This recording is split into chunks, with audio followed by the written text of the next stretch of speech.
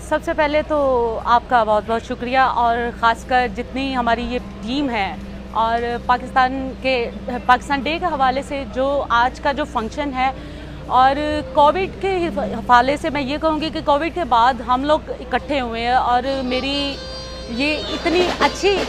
क्या कह सकती हूँ मैं कि इतना अच्छा मुझे लग रहा है यहाँ पर आकर, क्योंकि हम लोग इकट्ठे हुए हैं और पाकिस्तान डे के हवाले से एक आज़ादी का जो दिन है वो हम लोग मना रहे हैं और इंशाल्लाह इन फ्यूचर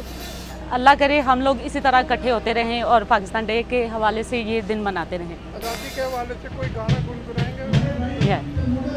सोनी धरती अल्लाह रखे कदम कदम आबाद, कदम कदम आबाद तुझे, कदम कदम आबाद। पाकिस्तान जिंदाबाद। गुनगुना भी देंगे, लेकिन कहना ये चाहूँगा कि Brooklyn Mela is one of the best MELAS in New York और यहाँ आके प्रॉपर फील होता है कि आप ऐसा लगता है जैसे आप पाकिस्तान आए हुए हैं। तो enthusiastic, it's very amazing to be out here and अगर मैं गाऊँ तो उसके लिए आई थिंक जो मैंने ऊपर भी गाना है वो मैं थोड़ा सा इधर भी गुनगुना देता हूँ। वो है जुनून ग्रुप का गाना